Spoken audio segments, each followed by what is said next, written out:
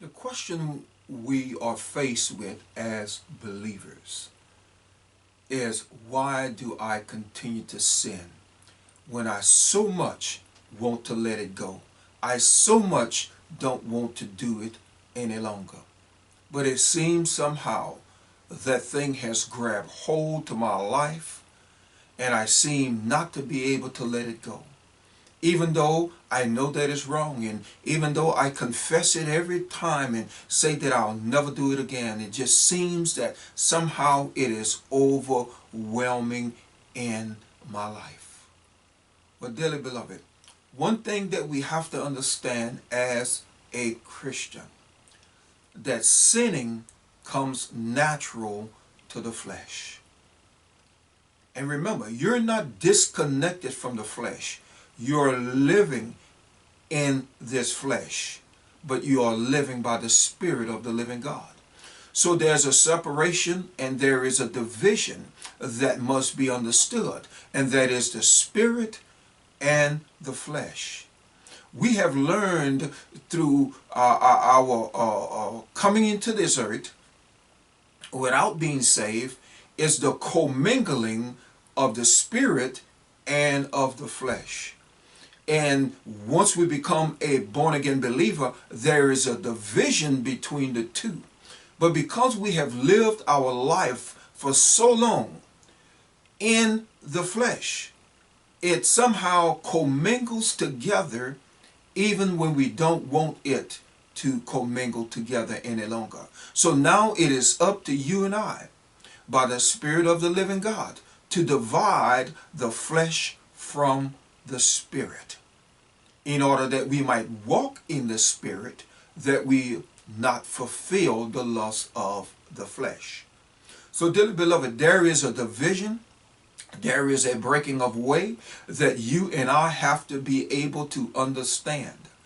Because once we understand that, then we begin to understand that the flesh sins naturally, but the Spirit is not one that desire to sin. Look what the Word of God says in Matthew, I believe the 26th chapter, the 26th chapter and the 41st verse.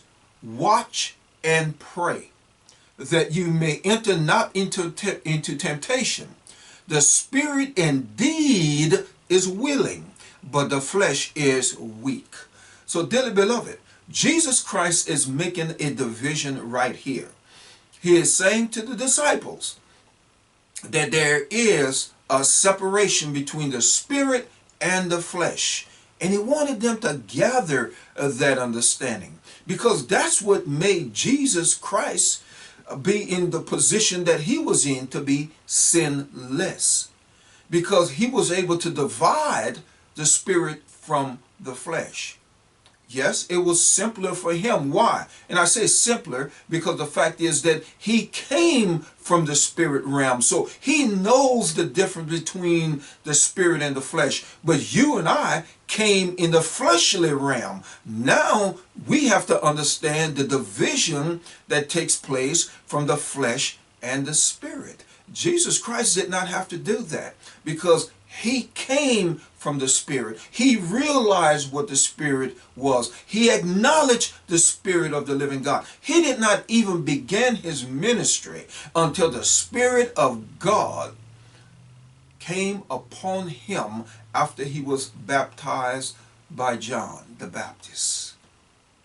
Dearly beloved, he knew his calling. He knew his place. He knew that the Father was with him. You and I are simply learning that, dearly beloved. And as we learn it, we will grow in the spiritual callings that the Lord has called us into.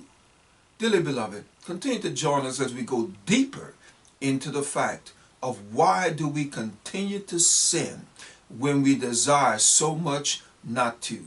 Remember this thought: the flesh and sin is natural, but the spirit and sinlessness is also natural.